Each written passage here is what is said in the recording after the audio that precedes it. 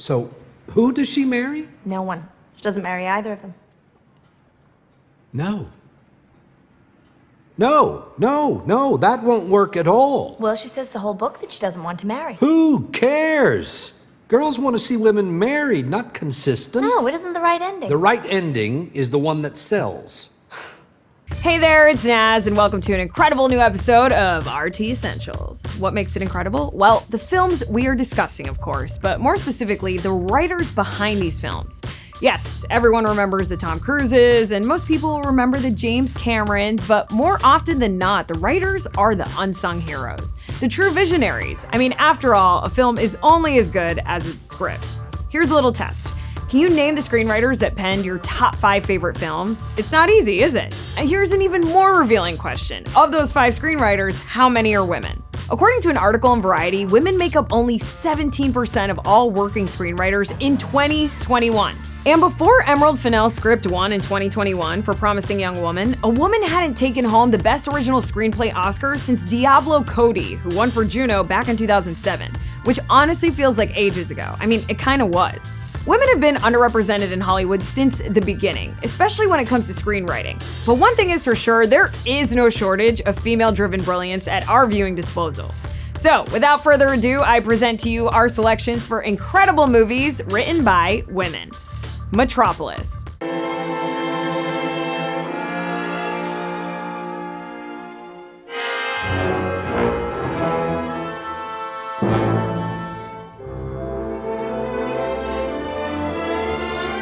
Starting with the 1927 silent classic Metropolis, written by Thea von Harbou and based on her novel of the same name, published 2 years prior. The film is set in the future and presents a beautiful utopian society existing above a bleak underworld populated by mistreated workers. One youthful member of the privileged class named Freder discovers the grim scene under the city and enlists the help of a rebellious teacher named Maria to unite the workers and overcome the expansive class divide.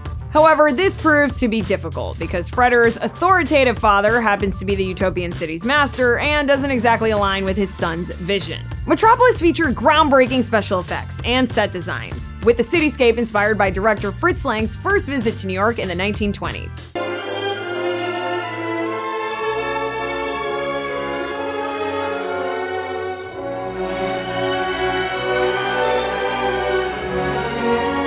Lang is also considered a pioneer of the science fiction genre, and though Metropolis isn't technically the first sci-fi film, it's certainly one of the most innovative and one of the earliest displays of that genre's limitless potential in cinema.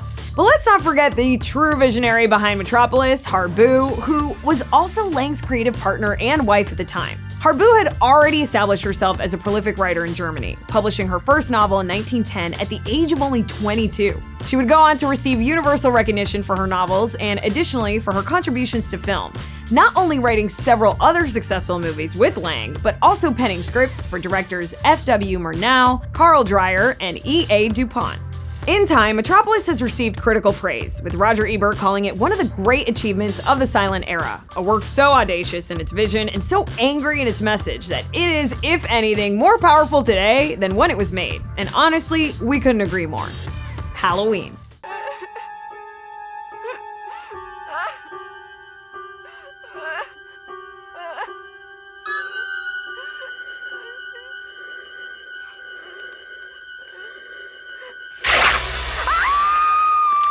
This next feature birthed one of the most feared and mythologized antagonists ever, Michael Myers. And no, we're not talking about the guy in Austin Powers, we are talking about the villain in Halloween, written by Deborah Hill. This indie slasher was released in 1978 and directed by none other than John Carpenter, who also co-wrote the script with Hill. The movie follows our favorite masked maniac as he escapes a sanitarium and returns to his hometown of Haddonfield, Illinois, where he stalks a young babysitter named Laurie Strode, played by Jamie Lee Curtis. Hill's career in the biz began in 1975, where she worked as a production assistant on documentaries. She quickly worked her way up to the job of script supervisor, where she first met Carpenter, assisting on his 1976 film Assault on Precinct 13. Only a couple years later, Hill and Carpenter would co-write Halloween, a movie made on a shoestring budget of just over $300,000 that went on to gross over $70 million.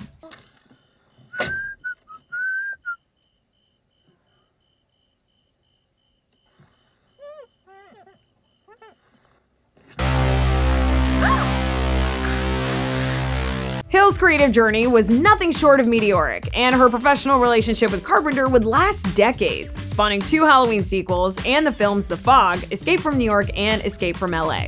The script for Halloween took 10 days to write, with Hill crafting most of the female's characters' dialogues, using her experience working as a babysitter during her teenage years as inspiration. Though the film received mixed reviews upon release, it has since been recognized as one of the greatest and most influential horror films ever made, and has been selected for preservation in the U.S. National Film Registry by the Library of Congress. By the way, there are now a total of 12 Halloween films in the franchise, but it's pretty hard to top the Hill-Carpenter duo that brought us the first 3. E.T. the Extraterrestrial. It's too bumpy. We'll have to walk from here.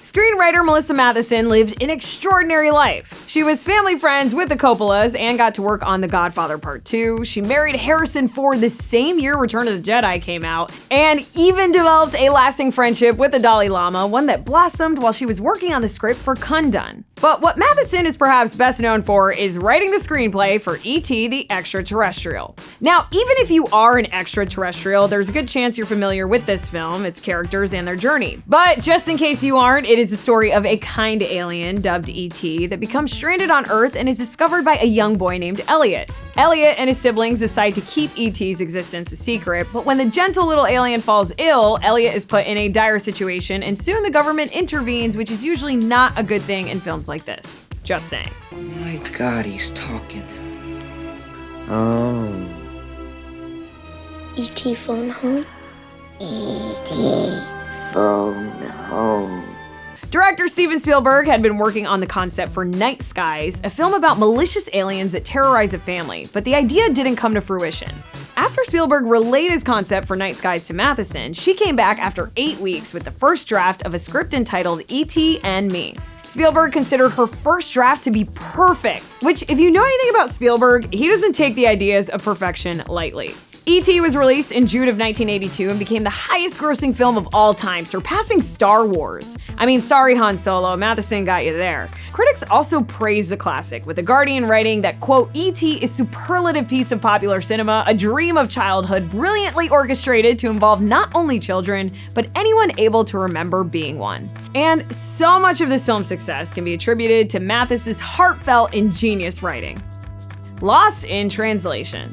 You want a whiskey? This is not whiskey, this is iced tea. If you gave me real whiskey. I need mysterious face. Tension is mysterious. Mysterious. I think I know what you want. You want this, right? I need more mysterious and More mysterious, yeah. I'll just try to think, where the hell's the whiskey? Speaking of the Coppolas, Lost in Translation was written and directed by Sophia, the youngest child and only daughter of filmmakers Eleanor and Francis Ford Coppola. Sophia is as close to royalty as you can get in Hollywood, but that doesn't mean she didn't tirelessly work to carve her own path and craft a powerful and original voice. In 1999, while still in her 20s, Coppola premiered her feature directorial debut, The Virgin Suicides, which received critical praise and cemented her as a filmmaking force to be reckoned with. Just over 4 years later, she released Lost in Translation, and this is where things got crazy. This movie became a phenomenon, grossing over $118 million against a budget of just $4 million. It's the story of an aging movie star named Bob Harris, played by Bill Murray, who chance meets a conflicted newlywed named Charlotte in Tokyo. Bob is there shooting a Japanese whiskey commercial, and Charlotte is there to accompany her celebrity photographer husband. The two connect as strangers in a foreign land, and soon they form an unlikely but heartfelt bond as they explore the city and find solace in each other's company.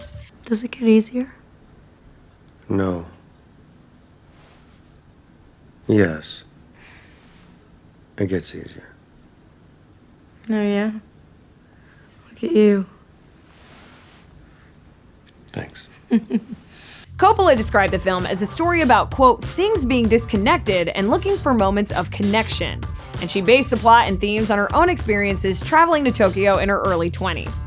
The writer-director was set on casting Murray for the lead and infamously pursued him for months, sending letters and leaving countless voicemails. He finally accepted, and soon Coppola cast Scarlett Johansson as co-star Charlotte after liking her performance in Manny and Lowe. Murray and Johansson made for an odd but somehow magnetic on-screen duo, and their chemistry was instrumental to the film's success. Critics unanimously praised Lost in Translation, with Newsweek pointing out that, quote, with this film, it becomes clear that Sofia Coppola is a filmmaker with eyes all her own. Coppola also took home the Oscar for Best Original Screenplay. Pariah. You're not going to church in that. What's wrong with this? Where's that blouse I bought you? What's wrong with this? Dad! Do what your mom says. Are you hungry? Here, let me heat this up for you. That's okay. Oh, it tastes so much Just Dad, leave it. Leave. Leave me out of it. Now go get changed. Dad, what's wrong with this outfit? Nothing. See? I'm not gonna argue with you. Do what she says. Pariah is a 2011 drama written and directed by Dee Reese and starring Adepero Oduye, Kim Wyans, and Asha Davis. It's a story of a lesbian teenager named Ollie Kay, who lives in Brooklyn's Fort Greene neighborhood and quietly embraces her identity while looking for her first lover. When Ollie Kay's mother pressures her to befriend her colleague's daughter, Bina, Ollie Kay is pleasantly surprised and the two form a genuine companionship. Reese attended NYU for film, where she had Spike Lee as a professor and mentor, which is honestly about as cool as it gets. I was gonna say too cool for school, but clearly that is not the case. Reese then went on to work under Lee on the films Inside Man and When the Levees Broke. It was during this period that she began writing the script for what would become Pariah. And for her graduate thesis, she directed a short film based on the first act of this screenplay. I mean, I haven't even wore this. You can rock that if you want. But I understand if you got better things to do. No, I'm down. I don't want you getting all hemmed up. No, seriously. I'm down for whatever. Real? Promise. The short was a success and received numerous accolades, including the Audience Award at the Los Angeles Film Festival. Years later, Reese expanded the semi-autobiographical short film into the feature-length version, with Spike Lee serving as one of the executive producers. Pariah premiered at Sundance in January of 2011 and received the Excellence in Cinematography Award. Additionally, critics were overwhelmingly positive, with the New York Times writing that the film, quote, has a point to make and a point of view to argue, but it also, above all, wants to illuminate an individual universe of meaning and emotion. The online magazine Autostraddle also placed Pariah third on its list of the top 200 lesbian, queer, and bisexual movies of all time, and wrote that, quote, the acting and directing create a winning combination for unlocking the most powerful tool in social change, empathy. The Diary of a Teenage Girl. What you girls may not understand about your mother is she is and has always been incapable of taking responsibility for her own life. Don't talk about our mom like that, please. Yeah, Pascal, don't talk about our mom. Dad. It's Dad. And okay, fine, just stop with the Inquisition. Next up, we have The Diary of a Teenage Girl, a dramedy written and directed by Marielle Heller, and based on the graphic novel of the same name by Phoebe Glockner. It stars Belle Powley, Alexander Skarsgård, Christopher Maloney, and Kristen Wiig, and was released in the United States in August of 2015.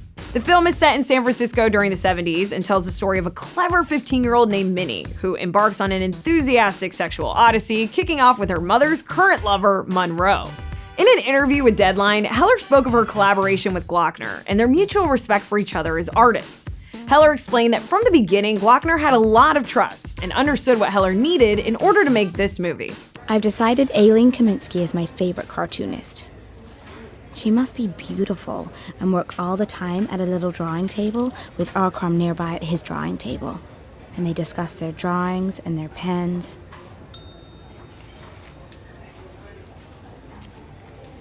I imagine they're happy. I wish I knew someone who was happy. Heller added that she had to take Glockner's novel and let it become its own artistic project and its own separate entity. And that's exactly what she did. But before the film was ever in development, Heller had actually adapted Glockner's novel into a play where she played the lead role. The play ran for 6 weeks and was critically acclaimed and ultimately helped convince Glockner to give Heller the film rights. So let's just recap. Heller wrote and starred in a successful play that she then developed into a successful movie, which she wrote and directed. I mean, is there anything that she can't do? She also starred in The Queen's Gambit. The Diary of a Teenage Girl was widely praised by audiences and critics, with IndieWire calling it shocking but genuine, poignant, and hilarious, and Vox adding that it's quietly radical and is a story of huge emotions and big moments told via intimate gestures and tiny power shifts. The Writer. God, I just ask you to take care of Gus on his travels, Lord. Just be with him all the time and protect him. Keep him safe, God. In Jesus' name I pray. Amen.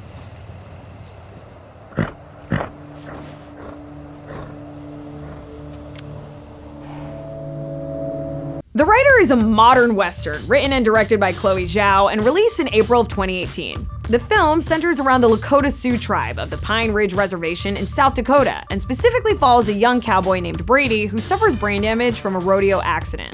Brady's injury has left him with a metal plate in his head, and his doctors have ordered him to never return to the saddle because any further damage would likely be fatal.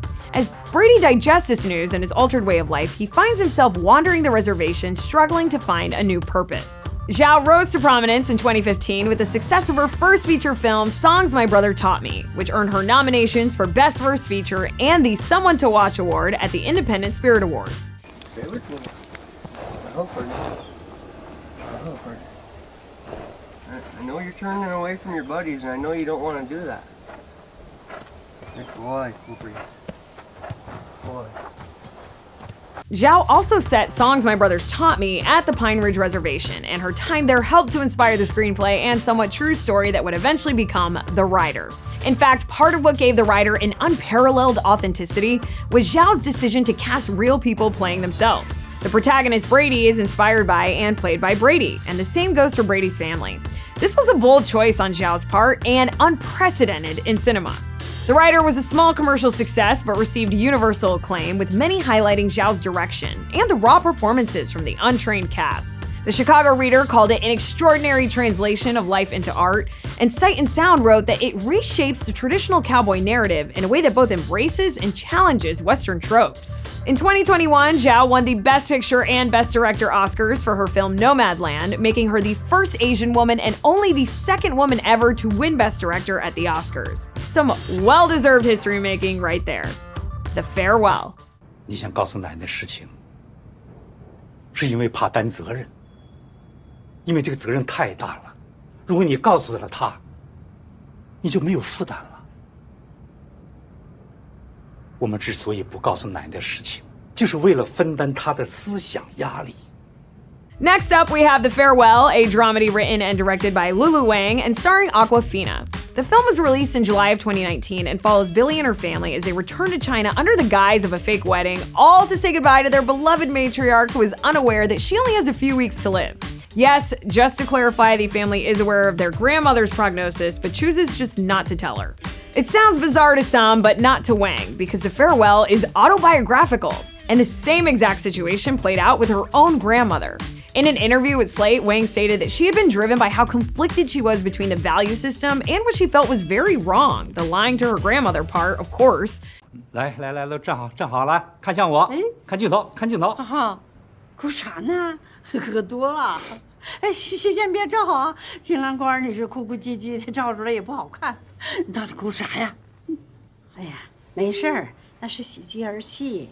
是高兴的泪水，对吧？好。Wang even admitted that her real-life grandmother would come to visit the set during filmmaking, and Wang would have to tell everyone not to expose the film's plot to her, which is honestly equal part hilarious and equal part terrifying. I mean, imagine if you're the poor soul who accidentally reveals to Wang's grandmother that the entire film is based around her dying and nobody telling her about it. Yikes. The Farewell was a commercial and critical success, grossing over $23 million at the box office and receiving the impressive 4 out of 4 stars from RogerEbert.com. Additionally, the Independent UK called it a comedy of warmth and bracing honesty, and added that, simply put, it's one of the best films of the year. Little Women. Do you love it? If he asked me again, I think I would say yes. Do you think he'll ask me again? But do you love him?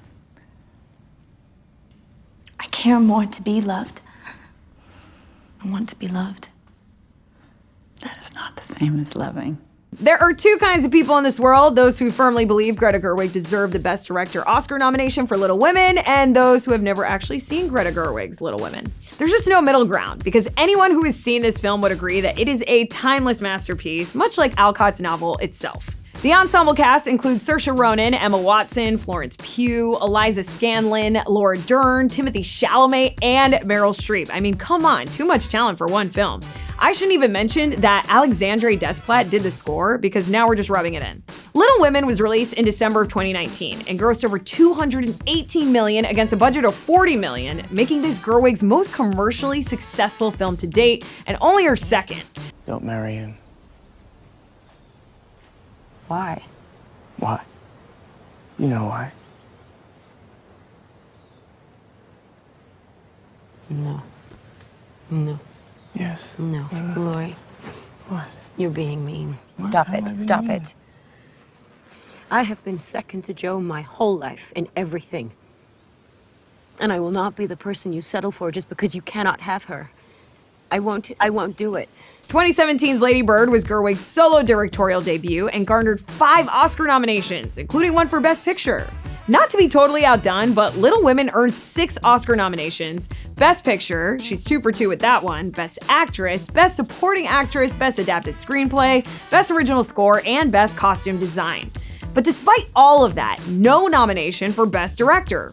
British columnist Alison Pearson of The Telegraph labeled this occurrence a, quote, whole new standard of idiocy, and further wrote that it belittles women's experiences. The LA Times concluded that this snub was due to a, quote, general psychological tendency to unwittingly view women's work as less creative than men's. It goes without saying, but people were pretty up in arms about this. Snub or not, this doesn't take away from the fact that writer-director Gerwig created a beautiful adaptation, one that managed to breathe new life into a story that has been told countless times. The New Yorker wrote that it may just be the best film yet made by an American woman, and the Associated Press deemed Gerwig's direction an astonishing accomplishment.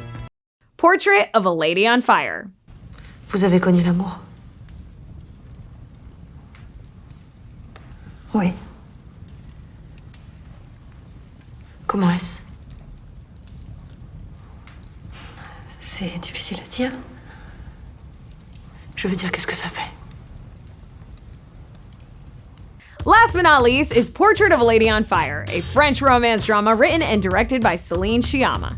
The film stars Noémie Merlan and Adèle Haenel and is set in France at the end of the 18th century. It's a story of an artist named Marianne who is commissioned by a powerful family to paint a wedding portrait for their daughter, Eloise.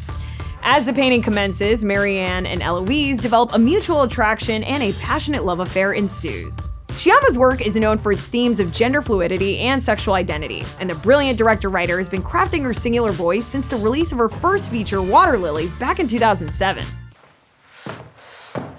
Parce que maintenant que vous me possédez un peu, vous m'en voulez? Non? Si? Vous sentez bien que si?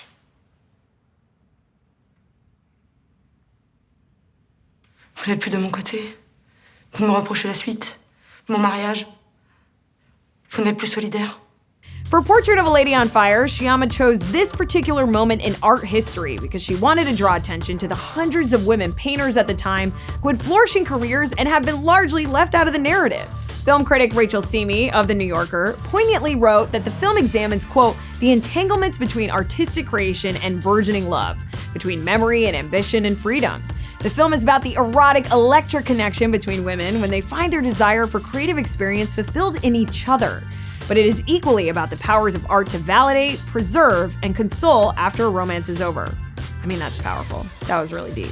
And that's a perfect place to wrap up our list of incredible movies written by women. As is always the case, we couldn't include every title that fits the bill. There are far too many incredible movies written by incredible women, but don't fret, we have plenty of RT Essential episodes coming your way, so I'm sure we'll get there soon. Thanks again for tuning in. I am Naz Perez, and to all you aspiring screenwriters out there, remember these 5 magic words: maximum impact with minimum space.